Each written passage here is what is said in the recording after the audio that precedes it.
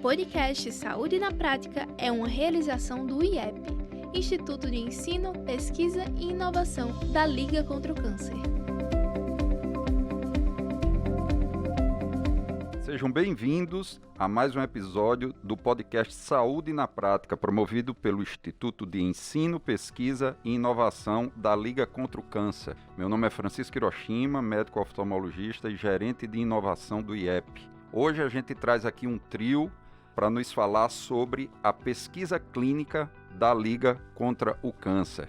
E temos aqui compondo esse trio Patrícia Cristina Pascotto de Moura, gerente do Centro de Pesquisa Clínica da Liga contra o Câncer, especialista em enfermagem oncológica e excelência operacional em saúde. Seja bem-vindo, Patrícia. Obrigada, doutor Hiroshima, e obrigada pela oportunidade para trazer um pouquinho para vocês sobre esse tema tão relevante e atual que é a pesquisa clínica. Temos também aqui na bancada a doutora Andréa Juliana Pereira de Santana Gomes, coordenadora médica da pesquisa clínica, oncologista clínica da Liga contra o Câncer. Também seja muito bem-vinda, doutora Andréa Juliana. Obrigada também, prazer enorme estar aqui. O tema é extremamente favorável, agradável e a gente espera trazer muitos esclarecimentos num papo bem gostoso hoje. E por último, e não menos importante, compondo o trio feminino, Janilta dos Santos Moura, coordenadora de estudos e especialista em contratos do Centro de Pesquisa Clínica da Liga contra o Câncer e especialista em enfermagem oncológica e excelência operacional em saúde. Seja também muito bem-vinda, Janilta. Olá, bom dia a todos. Muito prazer por estar aqui, falando de algo tão importante que me emociona até hoje. Muito obrigada pela oportunidade. A gente que agradece a presença de vocês e para começar, para quem está nos ouvindo, vamos primeiro explicar o que é a pesquisa clínica, que vem tanto sendo falada nesses tempos que a gente vive.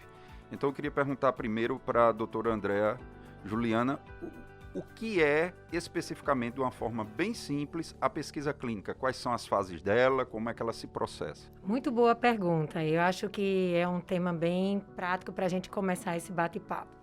Então, a pesquisa clínica é uma metodologia que é desenvolvida para ajudar a resolver questões na ciência. E aqui, no caso, na ciência médica e na Liga, principalmente no foco em oncologia. Então, a pesquisa ela vai validar dúvidas que vão, no final de um processo, trazer respostas, sejam elas epidemiológicas, sejam elas de diagnóstico ou de tratamento para um fim benéfico para o indivíduo portador de uma doença.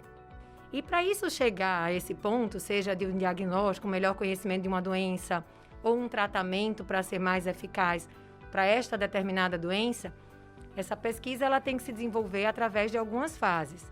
A primeira fase são dos estudos pré-clínicos, quando os pesquisadores aventam hipóteses em relação, por exemplo, a uma medicação.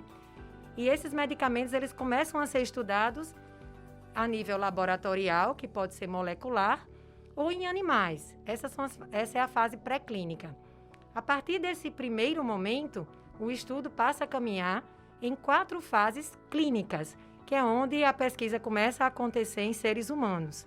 Então, na fase inicial, ou na fase 1, pega uma população de indivíduos saudáveis e é feito a exposição desses indivíduos a um determinado medicamento que esteja sendo pesquisado. E nessa fase se averigua um pouco da efetividade e da segurança.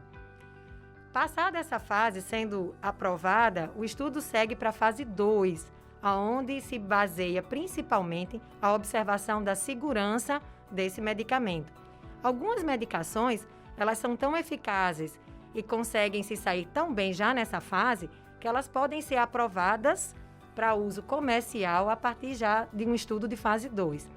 Mas, normalmente, a maioria das medicações, elas caminham para uma terceira fase ou um estudo de fase 3, onde uma população desenhada para aquela medicação, ou seja, portadora de uma medicação, de uma doença oncológica, exemplificando e corrigindo, vai ser testada para aquele medicamento em si. E a gente pode trazer isso também para um contexto atual, em relação, por exemplo, à pandemia que estamos vivendo, né? É a fase onde grande parte de uma população vai receber a vacina para avaliar a eficácia e a segurança dessa medicação. Uma vez aprovada a fase 3, ela já pode ser, essas medicações, vacinas, etc., esse produto estudado, ele pode ser comercializado. A maioria dos órgãos de saúde, no nosso caso a Anvisa, ela padroniza a comercialização, mas ainda tem uma fase 4 de estudos, onde a medicação ela é oferecida de forma mais liberal para a população pelo patrocinador da pesquisa, que pode ser um laboratório, por exemplo, para que se confirme os dados do estudo observado na fase anterior, que é a fase 3. Então, a gente tem nas fases clínicas 4 fases, que não necessariamente precisam ser seguidas em todas as medicações. Patrícia, eu queria fazer uma pergunta também a você. Depois dessa explicação que a doutora Andréa Juliana nos explanou com relação a como é o cortejo, deu para observar bem que se eu tenho um fármaco que provavelmente ele possa ter efeito em uma doença, ele vai ter que seguir alguns trâmites, né, dentro da parte ética, de estudo controlado, para chegar até a população. Então isso é de uma importância fundamental, que é a produção de novas alternativas terapêuticas que não existem, não é isso? E eu queria que você falasse quanto tempo a pesquisa clínica é desenvolvida na Liga e alguns números de âmbito nacional e mundial onde a Liga está inserida. Muito bem, vamos lá então. Rapidamente, a pesquisa clínica, ela na Liga, ela já existe há 15 anos, né? Estamos comemorando nesse mês de julho esse marco de 15 anos de pesquisa clínica na Liga contra o Câncer. E para seguir todas essas fases que a doutora Andréa Juliana bem colocou, é necessário passar por um trâmite regulatório, né, para gerar essa segurança para o paciente. Então, vai para a CONEP, Comitê Nacional de Ética em Pesquisa, o Comitê de Ética em Pesquisa local. Tudo isso é acompanhado com um processo regulatório bastante burocrático, mas importante também para a segurança desses participantes que entrarão para o estudo. E a Anvisa também segue em paralelo a esse processo regulatório. Então, isso demora um pouco, né, a acontecer, a ser concretizado esses estudos para a gente poder realmente iniciar o estudo na instituição. Todas essas etapas elas devem estar concluídas, bem como toda a negociação de contrato entre patrocinador e instituição. Então, nós temos um prazo um pouquinho longo no Brasil, né? No Brasil, esse prazo regulatório, ele gira em torno de 115 dias, enquanto que nos Estados Unidos são 30 dias, né? Então, isso demora um pouquinho, enquanto que a Anvisa, em média, demora 275 dias até todas essas aprovações. Então, isso desfavorece um pouco o Brasil pelo fato de receber, né, esses estudos, esse processo regulatório, mas o Brasil ele tem pontos muito importantes no desenvolvimento da pesquisa, sendo eles a heterogeneidade da população, a acessibilidade, né, de tratamentos. Nós somos o 5º país com a maior população do mundo, que é muito importante, e estamos na 7ª posição do mercado farmacêutico. Né? Segundo a Interpharma, o Guia Interpharma 2020, ele ainda coloca que nós somos a 9ª maior economia, mas estamos na 66ª posição, né? Nesse ano aí de 2020, estávamos na 66ª posição no ranking mundial de inovação. Quanto mais o governo investe em inovação, maior as chances de estudos clínicos virem para o Brasil. Nós estávamos em 2011 na 17ª posição de estudos clínicos vindo para o Brasil, mas em 2019 nós caímos essa posição para o 25º lugar, né? Então, do total de estudos clínicos que ocorrem no mundo, apenas 1,9% dos estudos vêm para o Brasil. Isso significa que nós, quanto centro de pesquisa e a indústria farmacêutica local, né, e o governo, né, na esfera governamental, a gente tem que evoluir ainda bastante no quesito inovação.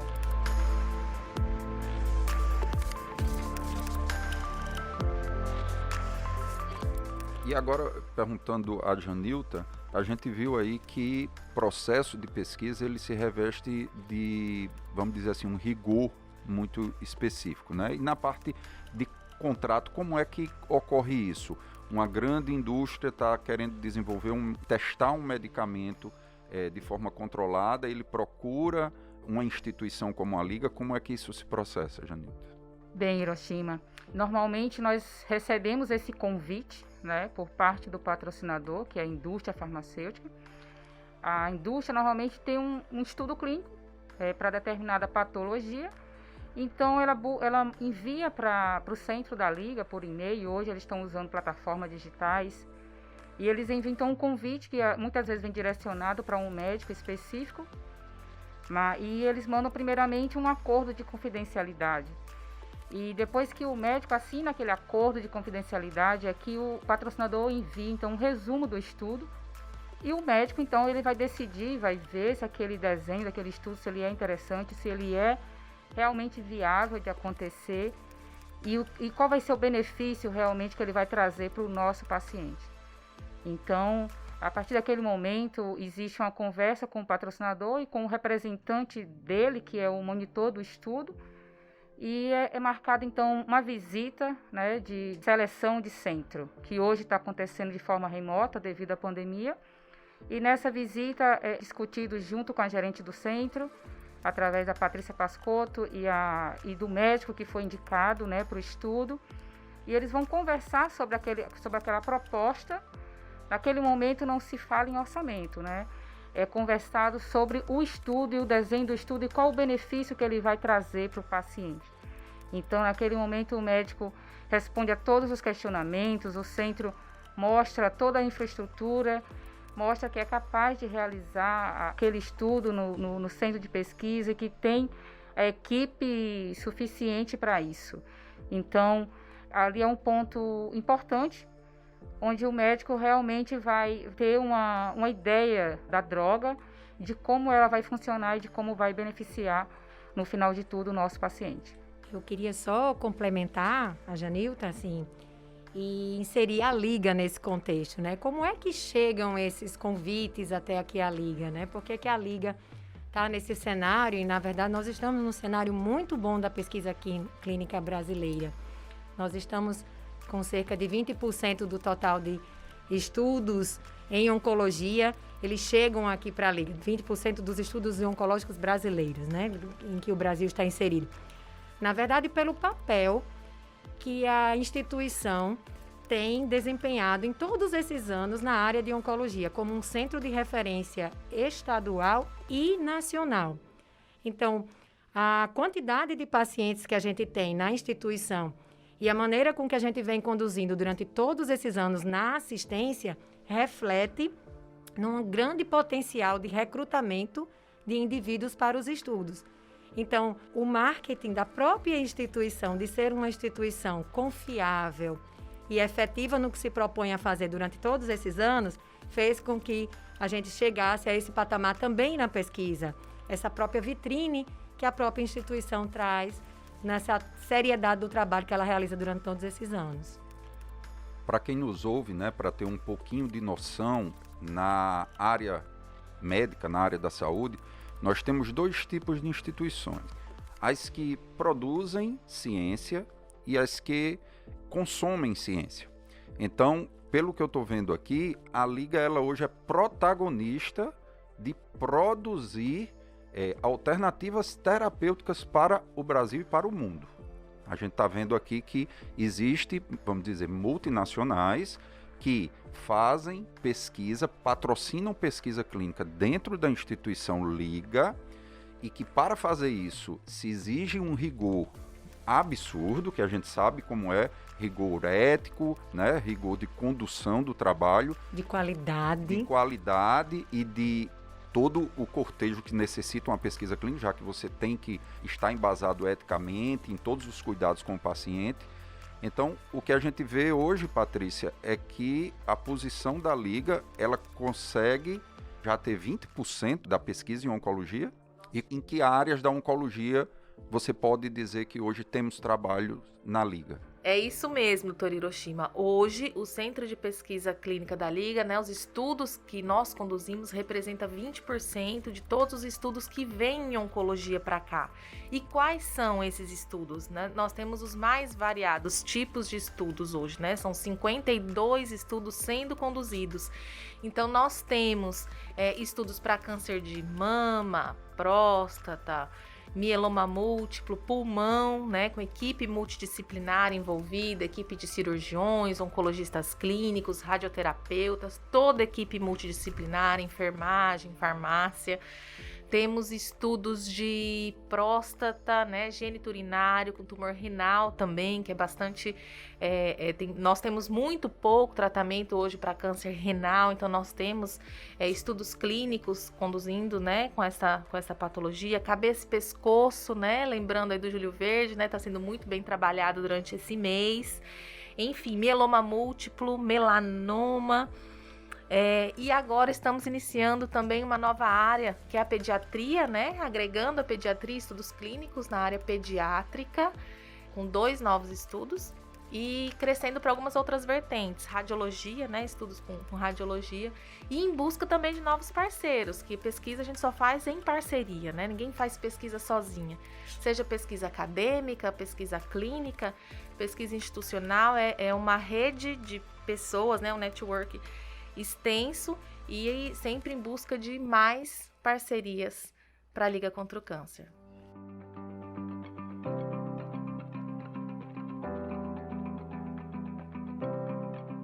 Eu estou realmente aqui impressionado, que apesar de fazer parte da Liga também, né, há 2 anos, mas pelo que eu estou escutando aqui, é impressionante saber como a Liga está inserida nesse cenário. Para quem faz pesquisa, para quem entende de estudo, fazer pesquisa clínica não é para qualquer uma instituição, a gente sabe disso, né? Então, para quem está nos escutando e que tenha noção do que a gente está falando, seria aquela pergunta que a gente faz ao médico: doutor, tem algo novo para o que eu estou me tratando? Ou eu não tenho mais o que fazer? E o que a gente está dizendo é que a Liga está respondendo que sim, temos algo novo, que são os estudos que estão sendo feitos, concorda? Sim, com certeza. E isso tem facilitado muito o alcance terapêutico de muitos pacientes. A gente tem hoje, inclusive, drogas que já estão aprovadas para uso comercial e que, infelizmente, não receberam ainda a padronização no SUS. E a pesquisa clínica, ela consegue oferecer, muitas vezes, esse tratamento de forma antecipada para esse paciente que não tem acesso a essa medicação pelo SUS. Então, é algo que a gente vê que vale muito a pena, sim. Janilton, eu queria também fazer uma pergunta, já que você faz parte de contratos, disso tudo. É acessível para qualquer pessoa essa pesquisa clínica ou existe alguma distinção? Quando você fala acessibilidade para o paciente, no caso, sim, existem os critérios de inclusão e de exclusão. Então, hoje, na Liga, por exemplo, se tem um paciente que o médico está atendendo e acredita que ele pode ter algum tratamento disponível na pesquisa clínica, o médico, então, encaminha esse paciente para o setor de pesquisa. Nós agendamos uma consulta para esse paciente, para que o médico responsável por aquela patologia faça um pré-atendimento e verifique se ele realmente tem critérios que possam atingir para entrar no estudo. Então, a partir daquele momento, o médico vê toda a história clínica daquele paciente, todo o tratamento anterior que ele fez, e naquele mesmo momento ele já confere se ele pode ser um potencial candidato para o estudo clínico. Então, já dá todos os encaminhamentos necessários junto com a equipe do estudo para agendar a próxima etapa e já dá início, quem sabe até, ao processo de triagem, que é o que nós chamamos. Quando o paciente vem, aceita participar de um estudo, assina um termo de consentimento primeiramente, e nesse momento a gente inicia um processo de triagem. Patrícia, e outra pergunta que eu queria fazer: e quem tem acesso a esses estudos tem que ser paciente da Liga ou não? Qualquer médico pode, tendo conhecimento que está se tendo um estudo em desenvolvimento na Liga para uma determinada doença, ele pode indicar esse paciente para entrar no estudo desde que ele obedeça aos critérios de inclusão? Ele pode e deve encaminhar, né, esse paciente. É muito importante esse encaminhamento para o paciente. Nesse momento, quando ele aceita participar, ele vira um participante, né, de pesquisa, é assim que a gente passa a chamar. Então, é esse indivíduo que está participando da pesquisa. Ele deve sim encaminhar, é muito importante. Nós temos todo o zelo e cuidado na seleção desses estudos. Então, se a gente quer comprovar que um tratamento é melhor do que outro que já existe, nós temos que oferecer o melhor. Então, o braço comparador é o melhor tratamento. E a gente tem sempre esse cuidado na hora de aceitar um estudo na instituição, se esse braço comparador realmente é o melhor. E aí, nós avaliamos se essa nova terapia é realmente uma terapia que a gente acredita que vai trazer benefício. Como é um estudo, a gente não pode afirmar, vai ser melhor. É um estudo. Então, através do mecanismo de ação da droga, de estudos clínicos anteriores, de fases anteriores, a gente consegue já analisar se realmente esse estudo ele tem uma proposta aí promissora e se a gente deseja, então, participar desse estudo. Então, o paciente ele pode sim ser encaminhado de qualquer local, não precisa ser só da Liga, desde que esse paciente tenha indicação, que são os critérios de inclusão, exclusão, como o Janilton abordou anteriormente, ele pode sim participar de um estudo clínico. E o que é muito interessante é porque esses medicamentos inovadores, eu falo que a gente trabalha com o futuro. O nosso presente hoje é o futuro de daqui 10 anos muitas vezes, Esses medicamentos inovadores, para ele chegar à saúde suplementar, demora 2 anos, que é a atualização do rol, da ANS, a cada 2 anos é atualizado, então demora em cerca de 2 anos. E para o SUS, isso é muito maior. Então, por exemplo, para o SUS, o trastuzumab, ele começou a ser estudado no final dos anos 80. A conclusão dos estudos dele, a primeira publicação foi em 1998. Foi chegar para o SUS 14 anos após, só em 2012, para casos iniciais. E para a indicação metastática, que foi a primeira aprovação, foi chegar para o SUS depois de 20 anos. Então, a acessibilidade à tecnologia de ponta, novos tratamentos, com a pesquisa clínica, pode ser muito benéfico para esses participantes num contexto geral, não só do SUS, mas também da saúde suplementar, porque nós trabalhamos com a inovação, com a evolução da ciência, no tratamento oncológico. Então, isso é muito importante. Ele não tem condições socioeconômicas, culturais, realmente é aquela indicação... Não tem nenhuma distinção. Não tem distinção. Se o participante está ali com aquela indicação terapêutica, é certo que um dos braços oferecidos de tratamento vai ser o melhor que já existe no mundo com um braço experimental. Doutora Andréa. Então, para complementar, a ideia realmente é fazer o benefício chegar à maior quantidade de pessoas possíveis. Então, essas pessoas que têm critérios, a partir da própria só terapatologia, podem ser referenciadas através de seus próprios médicos para o centro de pesquisa, podem procurar o próprio paciente chegar ao centro de pesquisa para saber se ele tem alguma indicação, porque ouviu falar de algum protocolo. E isso pode ser, além da nossa cidade, do nosso estado, de estados correlatos. A gente tem pacientes que vieram do Ceará, da Paraíba, porque ouviram falar. Existe uma rede, inclusive, hoje com as redes sociais, e poucos centros de pesquisa no Brasil, os pesquisadores próprios já se comunicam e promovem essa propaganda. Eu estou aqui na Liga com um protocolo aberto para câncer de bexiga. E às vezes os colegas da Paraíba vão, sabendo desse protocolo aberto, encaminhar o paciente para cá. Então, a gente está aberto para qualquer indivíduo de qualquer lugar do Brasil. Então, só para a gente contextualizar e, de repente, tornar assim, algo mais fácil de entender em que pé que nós estamos aqui enquanto instituição Liga contra o Câncer, nós somos hoje no Brasil um dos maiores centros recrutadores de indivíduos para protocolos médicos. Então, citando um exemplo de um estudo em câncer de próstata, nós ficamos no 2º lugar mundial em recrutamento de pacientes, com 33 pacientes ativos randomizados para esse estudo. Nós perdemos por um paciente só para um outro país. E essa é uma tradução para vários outros estudos aos quais a gente participa e que dessa forma nos renderam até publicações internacionais em revistas de renome, como uma publicação de um estudo em próstata na New England Journal of Medicine e também na apresentação desse estudo na plenária do Congresso Americano de Oncologia Clínica, que é a ASCO, o maior congresso em oncologia que dita normas, vamos dizer assim, em apresentação de estudos clínicos para esta área. Então, a partir desses grandes números, é que a gente tem conseguido manter o nosso nome no cenário nacional e mundial como grandes pesquisadores e grande papel da instituição. Janilta, eu queria agora fazer uma pergunta bem objetiva. A pesquisa clínica da Liga em números, quais são os objetivos hoje e o que é que nós temos de números na pesquisa clínica? Bem, Hiroshima, quando eu iniciei meu trabalho na pesquisa clínica da Liga em 2008, nós tínhamos um objetivo: iniciar 3 estudos ao ano. Esse era o nosso objetivo. E hoje, Patrícia Pascotto, você pode então nos dizer qual é a nossa realidade? A nossa realidade já superou e muito esse número. Foram, no total, 157 estudos conduzidos, 26 estudos para iniciar, 41 estudos em processo de seleção. Então, esses números eles já foram ultrapassados e superados já há bastante tempo. E aí a nossa meta agora é sair dos 20% de representatividade nacional para 30% até o final de 2022.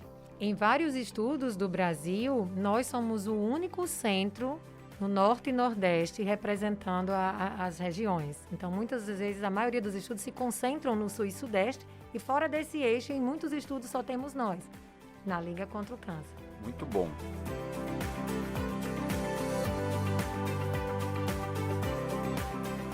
A Liga realmente está debutando, 15 anos de pesquisa clínica. Eu realmente estou impressionado com os números. Eu acho que isso tem que ser alardeado para toda a área médica, que eu acredito que muitos médicos não têm noção do que a pesquisa clínica que é desenvolvida hoje na Liga, A gente sabe que quando a gente está cursando a academia, a Academia de Medicina, que a gente fala que tem uma instituição que faz pesquisa clínica, a gente já olhava com outros olhos. E a Liga hoje é isso há 15 anos, Então eu queria deixar o microfone aberto agora para a Janilta, para dar suas considerações finais, Patrícia e Andréa. Eu gostaria até de falar que a pesquisa clínica ela é um mundo e ela é uma oportunidade para todos da área da saúde, não só da área da saúde, mas como outras áreas, como a administração, o direito, que querem participar de pesquisa clínica, trabalhar com pesquisa clínica. Hoje, nós, devido a essa pandemia pelo Covid, não tem mão de obra qualificada para trabalhar com pesquisa clínica. A indústria está buscando profissionais, mas não tem. Então, o mercado aberto. Então, o mercado está aberto, é uma oportunidade para todas as áreas. A indústria está aí buscando formar profissionais, qualificar profissionais. Então, eu deixo esse recado para todos que, de repente, não está trabalhando na sua área, mas que está buscando algo novo. Então, que a indústria farmacêutica está aí de braços abertos, basta você buscar e querer se qualificar e entrar na pesquisa clínica. Patrícia? Agradecer essa oportunidade de promover a pesquisa clínica Brasil afora, mundo afora. E a pesquisa clínica é, na verdade, um instrumento, ela é um instrumento para a tomada de decisão do profissional. A gente fala em saúde baseada em evidência, e essa saúde baseada em evidência ela passa por 3 passos importantes, Um é o artigo científico, é o paciente, é o desejo do paciente e a experiência clínica do profissional. Então, associada a essas 3 esferas, a gente pode então tomar uma decisão baseada em evidência, e nós da Liga contra o Câncer vivemos a evidência na pesquisa clínica, no dia a dia. Então, ler um artigo científico hoje para mim é algo bem diferente, porque eu já olho ali, eu já nos vejo, nos corredores da Liga desenvolvendo cada etapa daquela metodologia escrita, e isso é uma alegria muito grande poder estar vendo no mundo essa assistência escrita, porque pesquisa clínica é assistência, né, também. Doutora Andréa? É isso, e a Liga inserida nesse contexto de pesquisa clínica, ela não para. Então, o centro de pesquisa está pronto para receber muito mais protocolos, para receber indivíduos, para receber estudantes. Nós temos um papel formativo também acadêmico. Então, alunos da área de saúde de geral, não só de medicina, são bem-vindos no departamento para conhecerem o que é a pesquisa clínica e participarem disso ativamente. A gente espera, nos próximos anos, crescer ainda mais nesse contexto educativo e no contexto assistencial, promovendo a saúde e melhorando a assistência para todos os nossos tratamentos. A gente tem hoje já um papel muito bacana no contexto mundial, com excelentes resultados, participando de publicações de artigos mundiais em revistas de renome médica, e a gente quer muito mais. E a gente espera muito mais. Então, muito obrigada por essa oportunidade de promover saúde, ensino, pesquisa e inovação.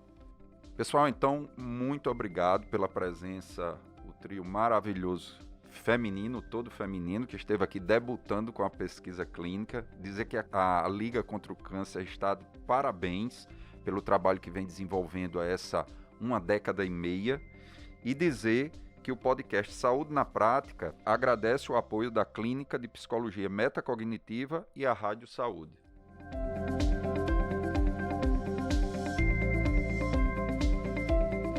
Esse podcast é produzido pelo IEP, o Instituto de Ensino, Pesquisa e Inovação da Liga contra o Câncer, que é referência no estado do Rio Grande do Norte, além de ofertar cursos de capacitação, pós-graduação e cursos livres, oferece ainda visitas técnicas, estágios curriculares e programas de residência. Sem falar na área da pesquisa, formada por uma equipe multidisciplinar dedicada à investigação na área oncológica. Temos ainda a inovação, que tem como objetivo fomentar ideias, resolver problemas e impulsionar processos, além de promover a formação e capacitação de novos empreendedores. Para mais informações, acesse o site instituto.ligacontraocâncer.com.br.